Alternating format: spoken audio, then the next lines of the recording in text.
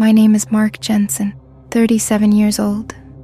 The accident happened at 6:12 p.m., just outside central Copenhagen.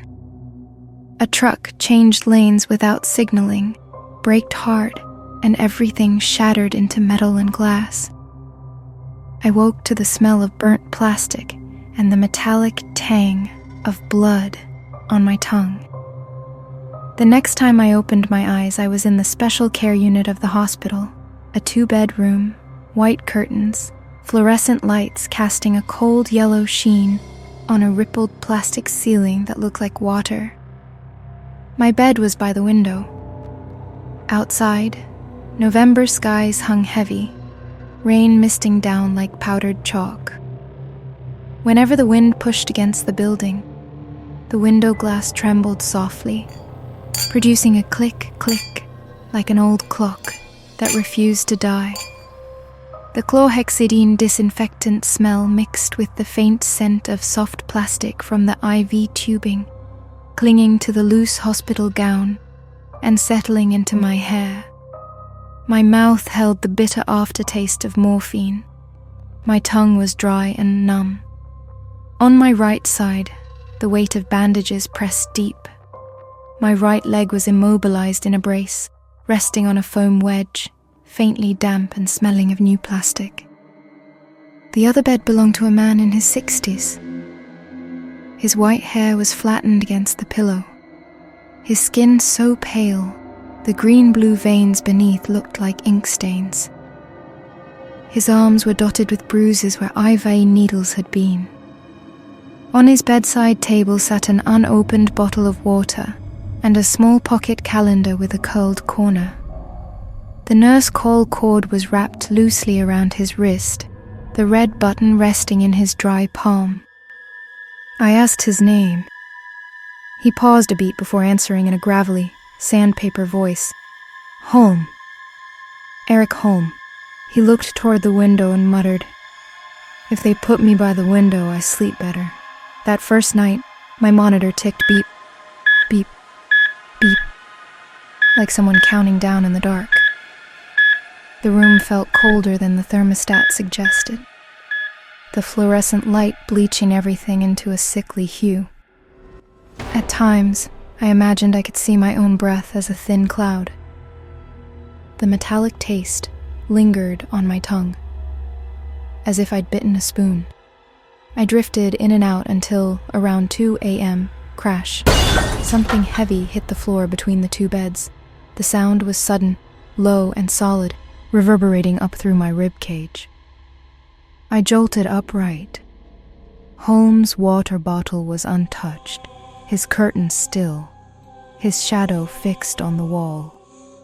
I almost pressed my call button when I heard the faint roll of wheels in the hallway, followed by the whisper of rubber soles sliding across vinyl.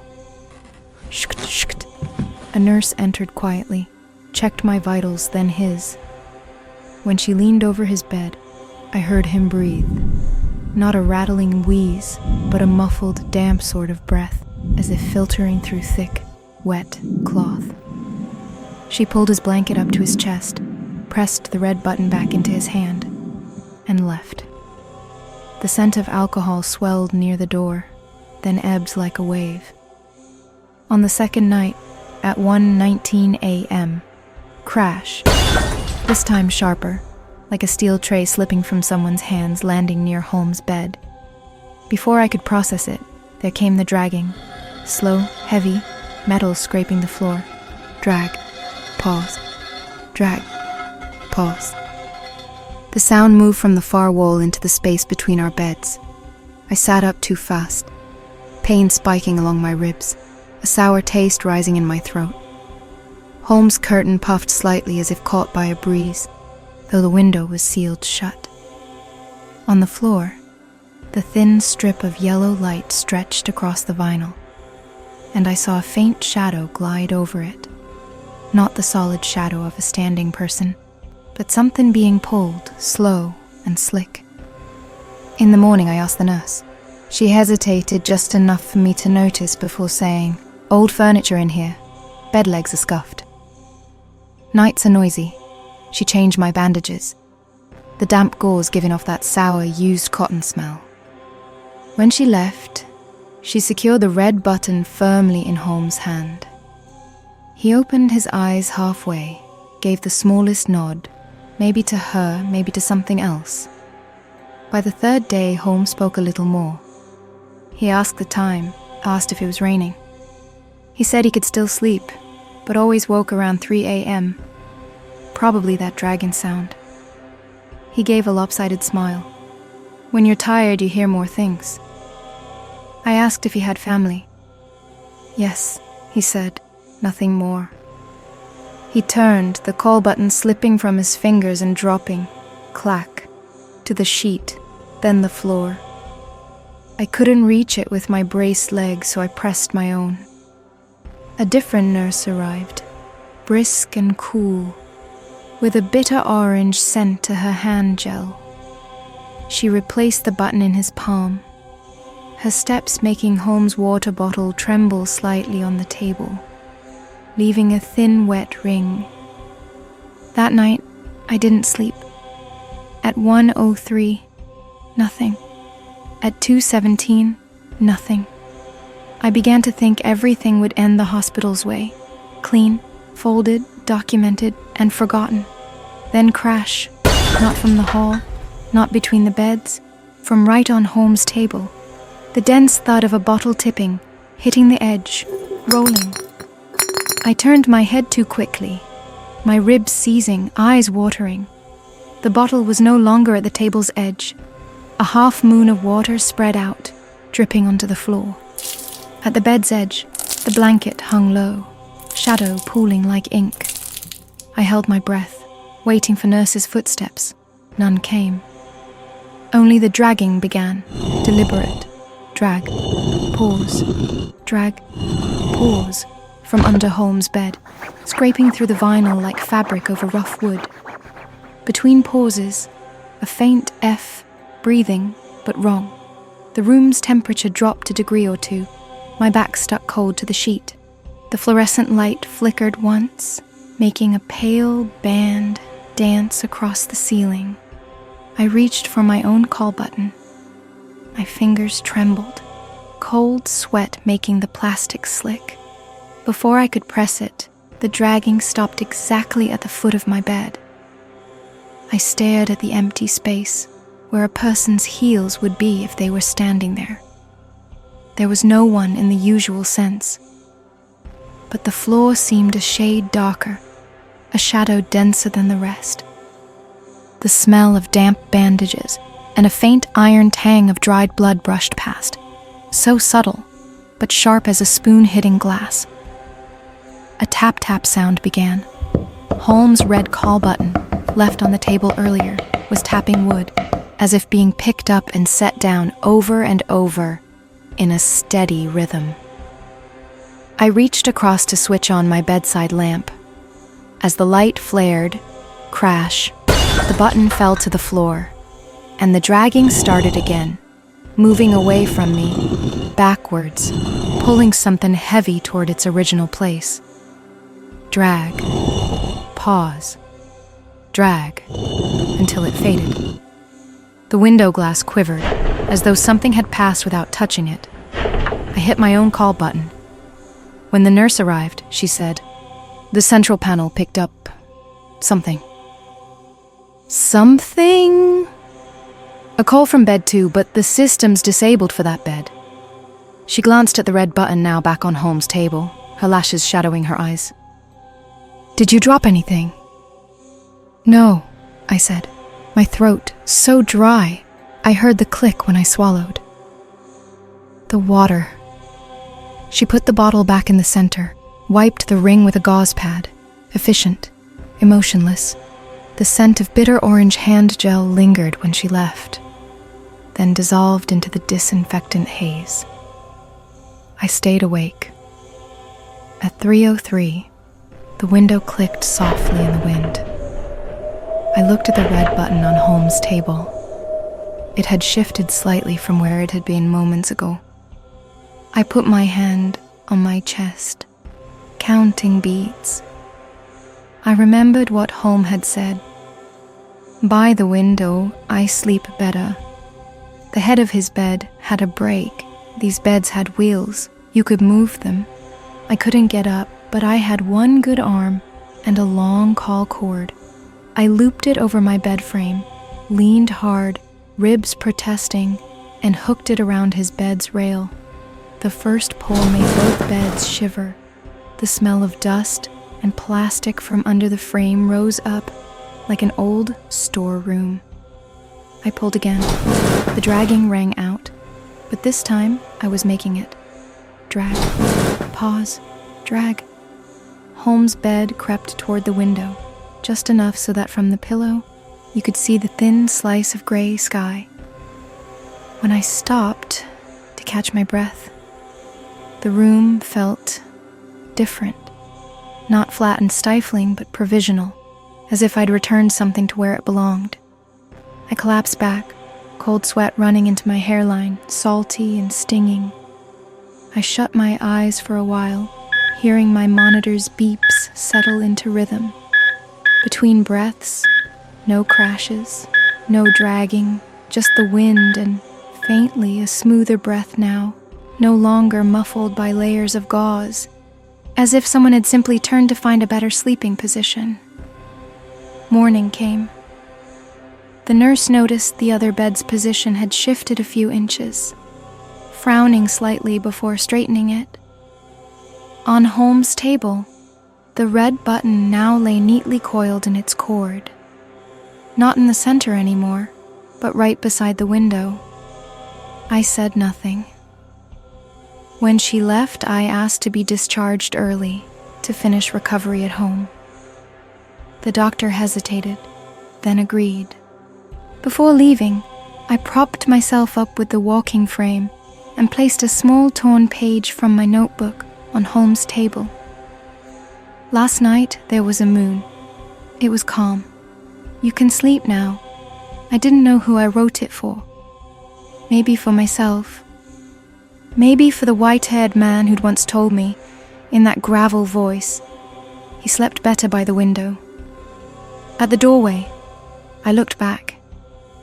The bed was neatly made, the pillow smooth, but at one corner of the blanket was a small hollow, like the weight of a hand had just left. The water bottle sat by the window glass, at the exact spot where you could see the fragile strip of sky above the roof next door. That night, back in my apartment, lying in bed, I still heard the tangible soundtrack of the hospital, like it had followed me. The steady monitor beep, the roll of cartwheels, the whisper of rubber soles on vinyl. Then far away, a crash, imagined or not, echoed in my head, then stopped. In the dark of my apartment, I opened my eyes, counting beats as I had in the hospital. Nothing fell. Nothing was dragged. I closed my eyes again. In the final trace of bitterness on my tongue, I thought I smelled a faint chill of night air, like a window opened just a crack. And somewhere, in a room with a closed file, a man lay turned toward the window, his hand no longer clutching the red call button, but resting loosely on the blanket, at peace. My name is Daniel Carter, 34 years old, a freelance journalist from Canada. My work has taken me to many places, but in recent years I've devoted my time to a narrower subject: old railway lines and the stories surrounding them. It's a job that feels both romantic and cold. Romantic because you get to touch history. Cold because it often takes you to places few people want to visit, especially at night. Last year, during a 3-month trip across Europe, I arrived in Przemysl, a city in southern Poland near the Ukrainian border. By day, this small city is peaceful, with red-tiled roofs, cobblestone streets, and an old-world Eastern European charm. But at night, it becomes so quiet it feels almost forgotten. I chose the last train back to Krakow at 12:47 a.m. because the next morning I had an interview with a retired railway engineer. The station that night was almost empty. The main hall had a high, old-style ceiling, with chandeliers casting a weak yellow light that did little to push back the damp chill. The ticket counters were closed. Only one security guard sat in a glass booth near the entrance, the interior light reflecting off the glass, so that all I could see was a hunched silhouette and the brim of an old cap. My footsteps echoed clearly as I descended the stairs to the platform, then were swallowed by the cold air. The place smelled faintly of rusted metal and damp stone. I chose a long metal bench on platform 2, facing a stretch of track that disappeared into darkness. The tall lampposts only lit short segments. Beyond that, everything was swallowed by a dense, heavy black. The wind threaded through the poles, producing a thin, metallic whistle, occasionally joined by the faint clink of metal against metal. I took out my camera to grab a few reference shots. As I panned the lens toward the opposite platform, platform 3, I froze. At the far end, just before the tracks vanished into the dark, someone was standing there. I couldn't tell if it was a man or a woman, just a tall figure in dark clothing, completely still. I was certain there had been no one there when I arrived. I adjusted the focus, but the figure remained. The yellow light reached only to their shoulders. The rest of them was swallowed by the dark. They didn't move. I told myself it was probably another passenger waiting for a train in the opposite direction, but the unease stuck with me. A few minutes later, an announcement crackled over the loudspeaker in Polish. I didn't catch the words, but I guessed it meant the train was approaching. I glanced at my side of the tracks, still empty. When I looked back at platform 3, the figure was gone. I scanned the area, trying to see where they might have gone, but the nearest stairway was at least 20 meters away from where they had been standing. There was no way they could have left that quickly without me noticing. When my train arrived, only 3 other passengers boarded. I sat by the window, facing platform 3. As the train began to roll forward, I glanced back one last time, and the figure was there again, in the exact same spot, this time facing me. I couldn't see the face, only the silhouette framed in the dim yellow light, but the tilt of the head and shoulders gave the distinct impression that they were watching me. The train picked up speed, leaving the station and that image behind. 2 weeks later, I returned to Przemysl in daylight to take more photos. I wanted to see platform 3 for myself, but the entrance was sealed off with black and yellow hazard tape, and an old sign, its letters faded but still readable, said, "Platform closed. No entry." A station employee told me it had been shut down over a year ago due to subsidence in the platform. No one was allowed on it. No trains stopped there. That night, back at my hotel, I went through the photos I'd taken on the night of the incident. Most were just empty station scenes. But when I zoomed in on the first shot of platform 3, I could see that figure. Blurry, but clearly there. I clicked to the next shot, taken less than 5 seconds later. In that one, the figure had turned to face me. The strange tilt of the head was exactly the same, and what froze me in place was a sudden recognition. Tall, thin, with the right shoulder slightly lower than the left. Exactly like me. My name is Evelyn Brooks, 29 years old, a graphic designer living in Rotterdam, the Netherlands.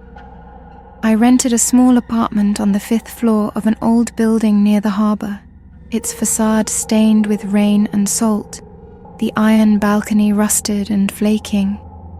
By day, sunlight reflected off the water and spilled into my windows, warming the room.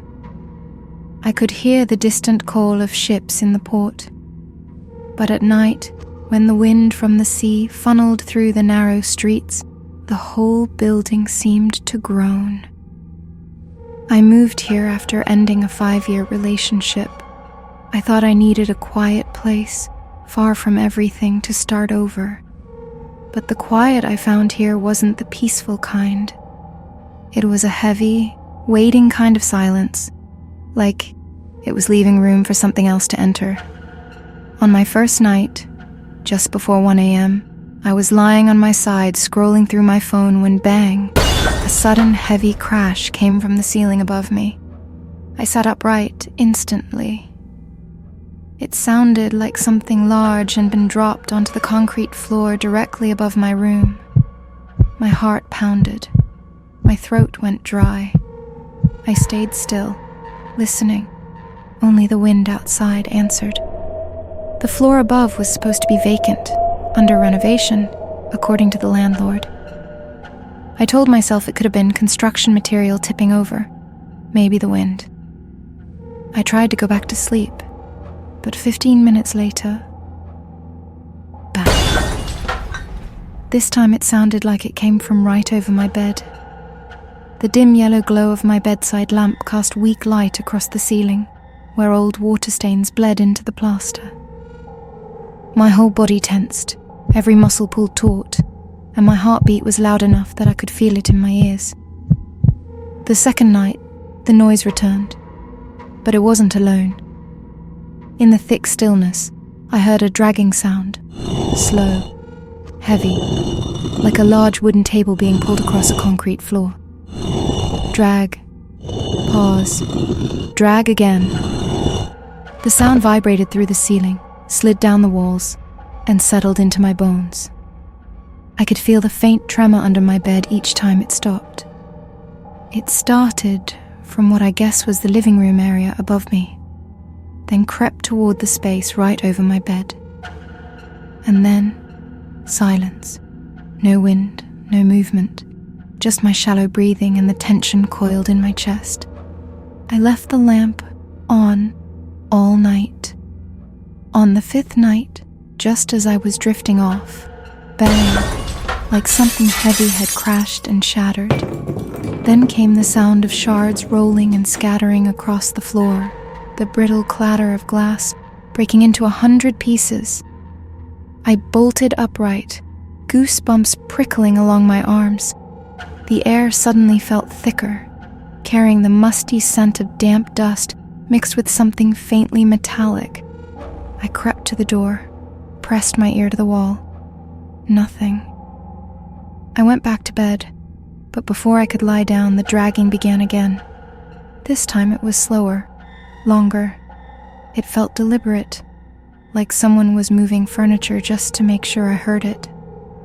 Between the pauses, I caught what might have been breathing, soft, drawn out, but it didn't sound like a tired human breath. It sounded like wind forced through a narrow crack. The next morning, I gathered enough nerve to go up to the 6th floor. The door was locked with an old corroded latch, the paint peeling in long strips. Pressing my ear against it, there was silence, then a faint clink from inside. Exactly the kind of sound I'd been hearing at night. A thin draft slipped through the gap at the bottom, cold and damp, carrying a briny smell like the sea. When I told the landlord, he just shrugged. "It's an old building," he said. "Wind and the structure can make strange noises." But his eyes slid away as he said it. On the 7th night, I was lying in bed when the crash came again. Bang. But this time it wasn't from above. It was inside my apartment. From the living room came the unmistakable sound of something heavy hitting the floor. followed by that slow, deliberate dragging across the wooden boards. Drag, pause, drag. It was coming closer. I froze, barely breathing, my eyes fixed on the narrow gap of the half-closed bedroom door. The yellow lamplight spilled just far enough to show the beginning of the dark beyond. The dragging stopped right outside my door. The silence was absolute, so complete that I could hear my own heartbeat hammering in my chest. 1 second, 2, then bang, as if something massive had dropped right beside my bed. I don't remember how I got out of the apartment that night. The next morning, I packed my things and returned the keys. The landlord didn't ask why. He just nodded, as if he'd heard the same story many times before,